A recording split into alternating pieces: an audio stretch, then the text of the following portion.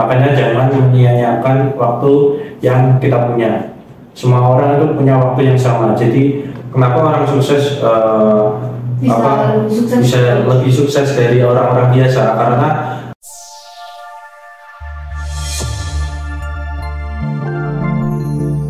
halo sobat bisnis kocok, we got you bro. Oke, kembali lagi bersama kami di sesi podcast bedah buku. Di sini kita akan bedah buku baru dari kami, yaitu yang judulnya itu Master Your Life, Master Your Time, Master Your Life. Yes. Kuasai waktumu, kuasai hidupmu.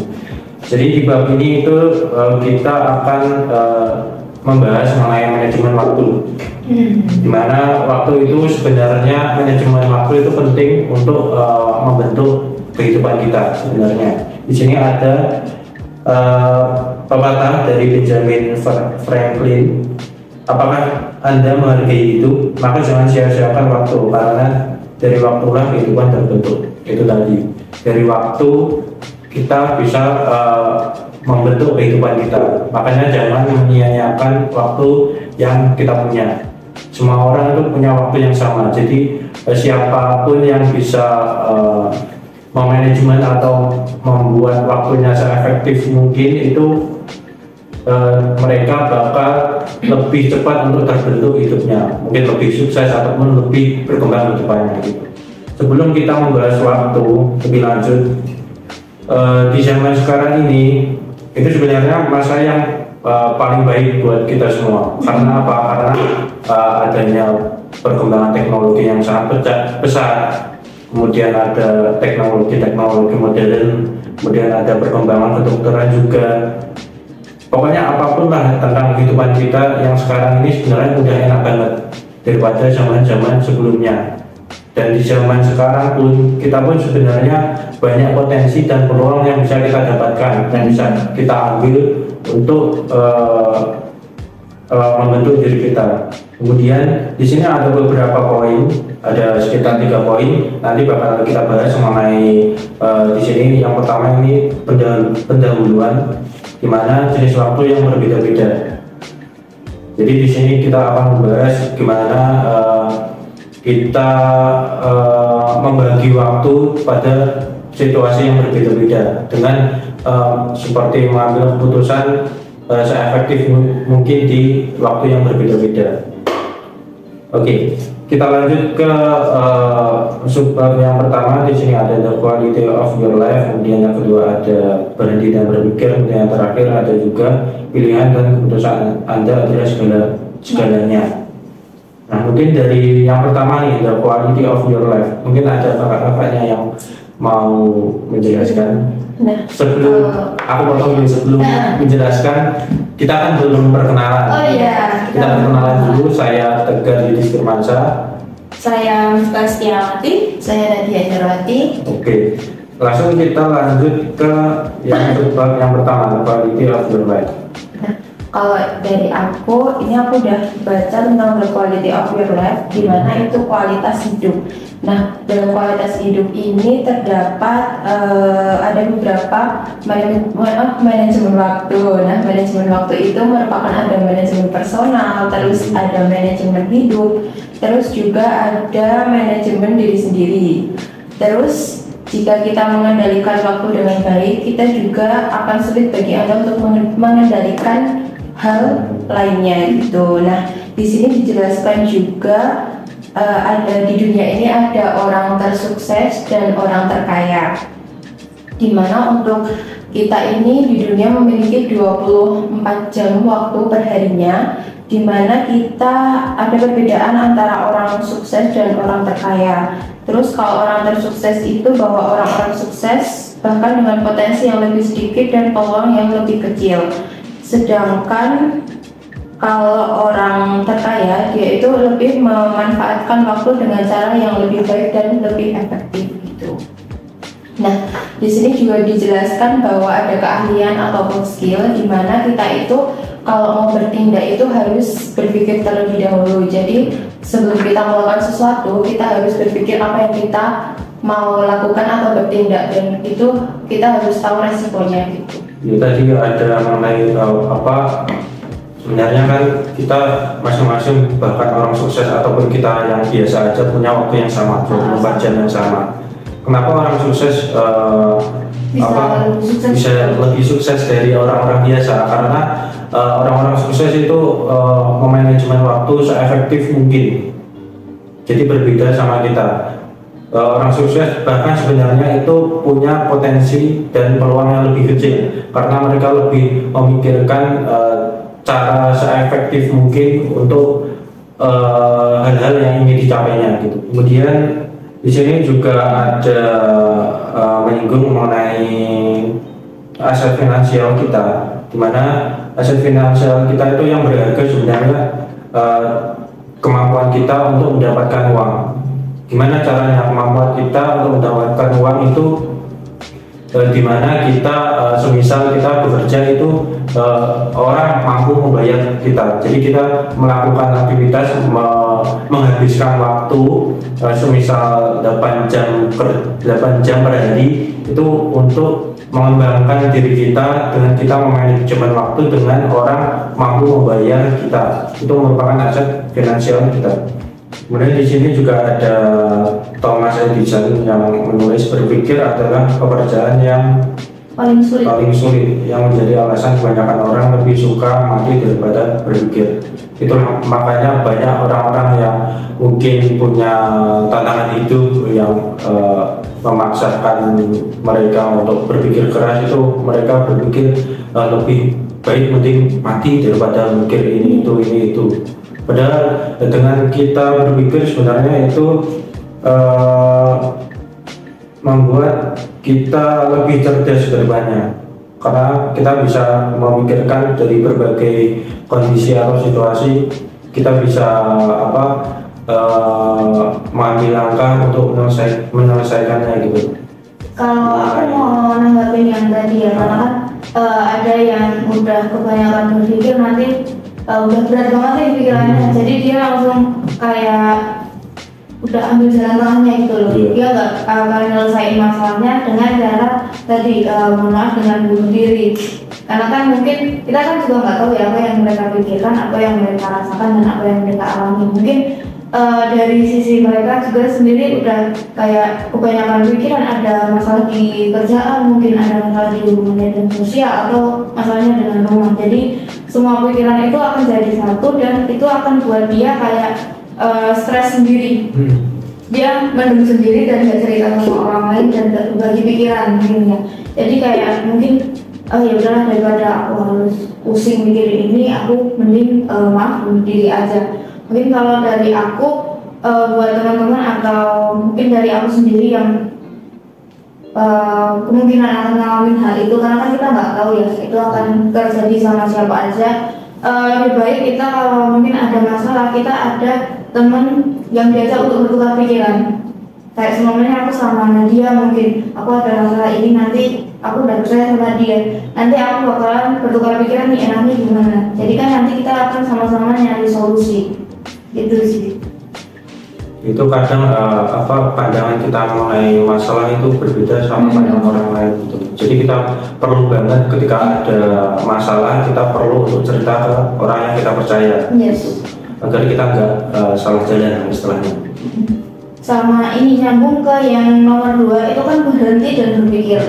Mungkin karena kita terlalu banyak berpikir selama berapa jam, 20 jam, mungkin hampir 24 jam kita berpikir terus. Ada baiknya kita itu take your time, terus istirahatlah sebentar buat nge-refresh lah otak kita. Kayak momen kita kerja 8 jam, nanti kita kan kalau mikir 8 jam terus menerus kan juga itu kan bikin capek juga pastinya. Jadi kita harus kayak sesekali kita harus relax dulu, ngembangin otot-otot. Terus kalau kayak ada semuanya ada yang mainin kita buat emosi, kan biasanya orang-orang itu lebih ke mode reaktif dan responsif. Mereka bakalan ngasih reaksi yang secara otomatis tanpa pertimbangan sehingga menjadi terlalu terpengaruh oleh momen itu. Namanya kalau ada yang menimbul emosi kita pasti akan langsung marah dan langsung meledak-ledak. Ada baiknya kita kayak berhenti dulu, berpikir dulu, tarik nafas dan atur emosi dan atur pikirannya sih. Kan biasanya kalau emosi pikirannya kan negatif semua tuh, semua pasti bakal meledak-ledak atau bahkan ada yang sampai emosinya sampai hancurin barang gitu kan. Nah itu ada baiknya kita berhenti berpikir, nanti kalau aku emosinya hancurin barang pasti aku juga yang bakalan rugi atau aku yang bakalan repot nantinya buat gantiin barang atau buat beresin semua kekacauan yang dia buat gitu sih. Itu pentingnya kita kalau mau merespon sesuatu atau kondisi apapun kita perlu berpikir terlebih dahulu gitu loh. Karena kita nggak tahu kondisi emosional kita ketika langsung meresponnya secara spontan gitu loh. Nanti takutnya jadi salah pemahaman, salah respon dari yang kita berikan responnya gitu loh. Jadi pentingnya kita sebelum memberikan respon itu kita harus berhenti dan berpikir, memikirkan bagaimana seefektif mungkin kita merespon hal tersebut gitu. Oke, melanjutkan di sini ada juga yang kita udah bahas tadi mengenai berhenti dan berpikir. Kita lanjut ke pilihan dan keputusan Anda adalah segalanya. Jadi sama halnya seperti kita sendiri dan kehidupan kita, di mana selama kita merespon secara efektif, itu tantangan kehidupan kita sehari-hari ataupun pekerjaan itu kita akan menjadikan diri kita itu menjadi lebih cerdas, gitu, lebih mampu bergerak menuju pemenuhan potensi yang kita punya sepenuhnya, gitu. Jadi dengan kita memberikan respon yang seefektif mungkin, contohnya tadi ketika kita merespon, kita harus punya pilihan dan keputusan yang dimana itu tidak menyinggung atau memberatkan si yang kita respon nantinya gitu. Di dalam buku ini juga kita mempelajari serangkaian nanti memanfaatkan waktu dan prinsip manajemen waktu yang terbaik. Dengan kita nanti mempraktekkan metode-metode dan teknik yang sudah kita bahas beberapa poin tadi, itu kita akan bisa mengambil kendali penuh atas waktu dan kehidupan kita masing-masing gitu. Jadi pentingnya kita sebenarnya kan manajemen waktu itu juga mengendalikan personal kita, mengendalikan diri kita, dimana kalau kita belum bisa mengendalikan diri kita sendiri, itu berarti kita secara garis besar pun juga kita kurang bisa mengendalikan waktu kita. Ya. Sama kayak omongan zaman dulu, orang-orang zaman dulu kan sering bilang kamu itu harus bisa mengendalikan waktu, jangan sampai waktu yang mengendalikan kamu. Karena kalau waktu yang mengendalikan kamu harusnya satu hari udah achieve segini hal-hal ini, kamu jadi nggak bisa achieve sama sekali karena kamu dikendalikan oleh waktu gitu. Oke, mungkin ada pelajaran apa nih buat kakak-kakaknya mengenai yang sudah kita bahas kali ini? Mungkin ada cerita mungkin kehidupan yang agak relate dari buku ini. Aku ada agak relate di buku ini karena kan manajemen waktu itu kan penting banget ya. Jadi karena di sini aku juga ada kegiatan, di rumah juga ada kegiatan banyak. Jadi aku harus benar-benar kayak manage waktu. Mungkin kayak di pagi hari aku harus ada rapat ini sama warga desa ini. Jadi pernah suatu hari itu aku nggak manage waktuku dengan baik.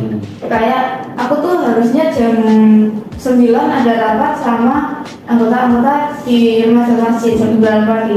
Tapi ternyata aku jam berapa ya, jam setengah 9 itu aku masih ada di Car Free Day minggu pagi di dekat rumahku. Sampai aku tuh lupa waktu jam 9, jam setengah 10-an itu aku baru ingat kalau oh iya ada rapat. Terus aku baru balik nyiapin semuanya keteteran dan itu benar-benar capek banget kalau kalian itu harus diatur sama waktu. Ya, benar sih. Sama halnya kalau kita sebaiknya ya kalau kita mau manajemen waktu itu kita list to do list gitu loh. Jam berapa kita akan melakukan aktivitas ini kita bagi-bagi gitu. Biar kita nanti nggak lupa sama kita bisa membatasi waktu di setiap kegiatan itu gitu, biar nggak terlalu berlebihan, biar kita bisa memanfaatkan waktu seefektif mungkin di hari itu gitu. Jadi pentingnya kita mengendalikan diri kita juga sih itu manajemen waktu itu. Mungkin dari Nadia ada. Kalau dari aku mungkin waktu dulu kan sebelum kerjaan kuliah gitu kan, itu pasti kalau waktu itu masih berantakan banget, kayak kuliah terus main, kuliah main, nongkrong gitu terus. Nah habis itu semenjak aku kerja itu aku kan udah mulai berpikir nih, kalau misalnya waktunya kerja, terus waktunya main, terus waktunya kayak apa ya, nongkrong gitu kan, udah tahu maksudnya kalau di lingkungan kerja itu kita harus benar-benar nyelesain pekerjaan di hari ini juga gitu. Kalau misal main ya di luar jam kerja, jadi kayak kita itu udah kerja, kan dari lingkungan kerja itu udah tahu, mendapat wawasan baru bahwa kita itu penting dalam manajemen waktu dan waktu itu lebih efektif sih gitu. Itu sama halnya kita harus bisa memilih prioritas waktu gitu.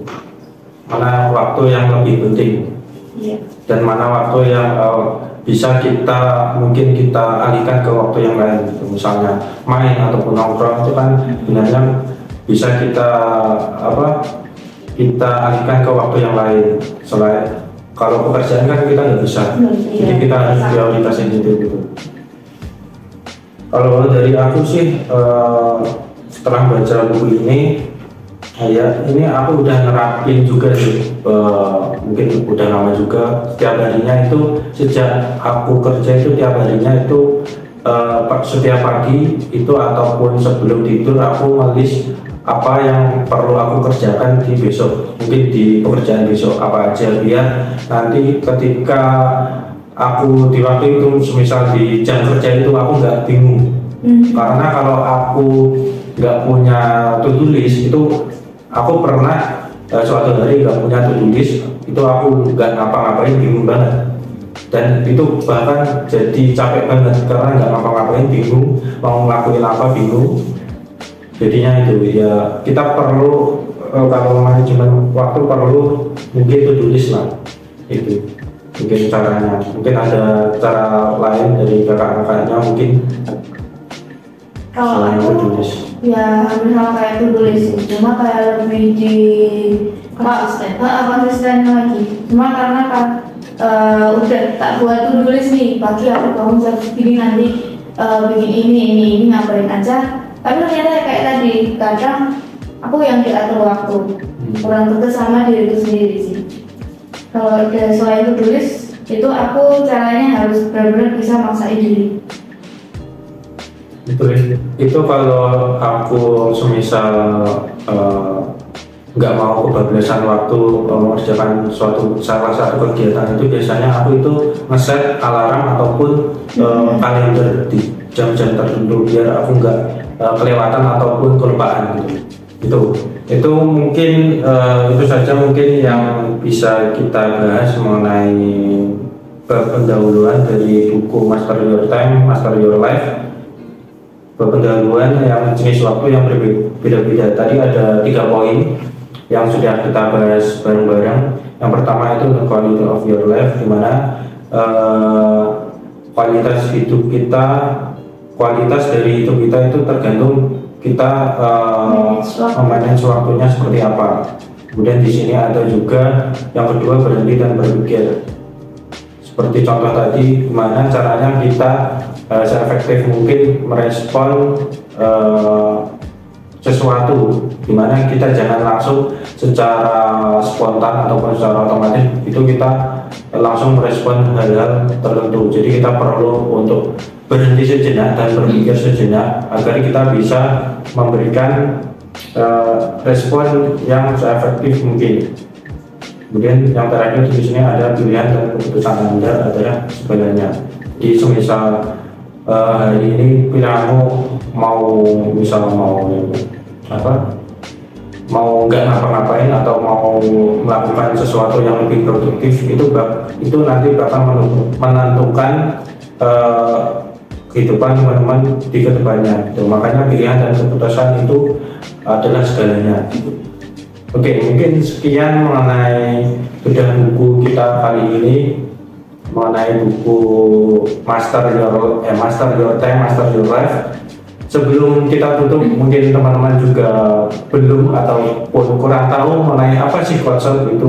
Jadi coach ini adalah dimana kita menyediakan alat-alat ataupun kebutuhan yang penunjang bisnis teman-teman, dimana pastinya nantinya alat-alat yang kami jual itu mendukung atau menunjang bisnis teman-teman untuk lebih berkembang lagi. Yes. Di sini kami ada jual berbagai macam produk yang cocok banget buat misalnya teman-teman, terutama misalnya UMKM di Indonesia.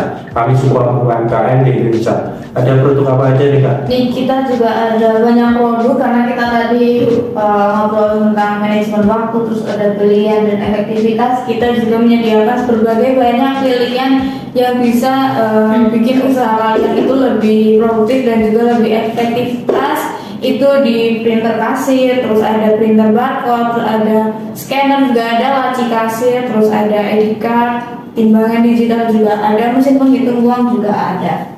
Dan kami pun buat teman-teman yang mungkin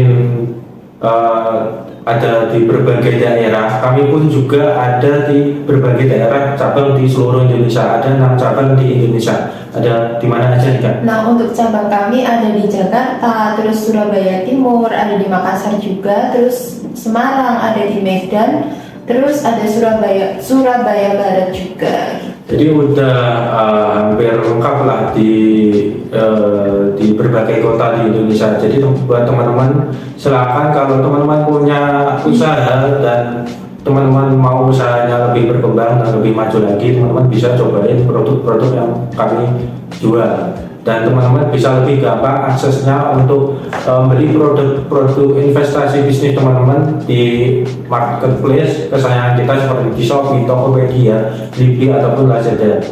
Silakan teman-teman cari cabang terdekat dari teman-teman.